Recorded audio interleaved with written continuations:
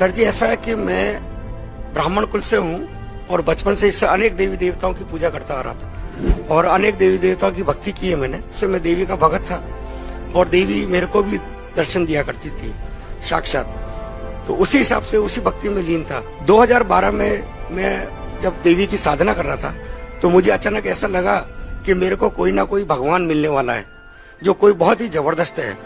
इस प्रक्रिया के अंदर मेरा मन नहीं लग रहा था उस साधना को करने में। तो 2012 के बाद में दिसंबर के अंदर मेरे को एक मेरा मित्र था, उसने ज्ञान गंगा पुस्तक लाकर मेरे को दी। उस समय वो गुरुजी को, संत रामपाल जी महाराज जी को बहुत गालियां दे रहा था। तो मैंने उससे पूछा, भाई आप गाली क्यों दे रहे हो संत जी को? कि देखो ऐसा संत है हमारे देवी देवताओं के बारे में ऐसा बताता है। तो मैंने कहा इसमें ऐसा क्या बता दिया?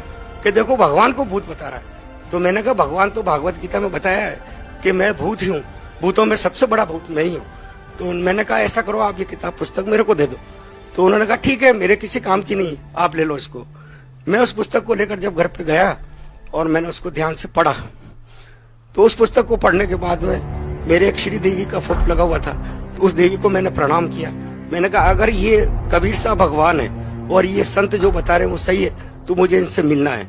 उस दौरान क्या हुआ, मेरे को अनेक देवी देवता नजर आते थे खुले तौर पर। तो मेरे को लगा ये मेरे को रोकना चाहते हैं। तो जैसे ही मैं रात को सोने के लिए गया तो बिस्तर पे जैसे मैं लेटा, थोड़ी देर बाद में स्वयं कबीर साहब आए लेने के लिए। तो मैंने देखा स्पष्ट रूप से। तो मैंने कहा ये कौन है? तो मैंने उनसे पूछा कि आप कौन है? कि अच्छा बेटा बताओ मैं कौन लग रहा हूँ आपको? मैंने कहा आप कोई भगवान ही लग रहे हैं। अरे मैं भगवान ही तो हूँ।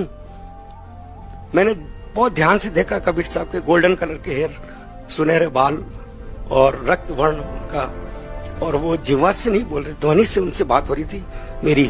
तो मैंने उनसे थोड़ा प्रश्न पूछना चाहा। मैंने कहा उन्होंने मेरे को टोपी उतार के मेरे को बताया कि मेरे को ये 2 गुप्त मंत्र हैं, तत् और सत मेरे को दे दो।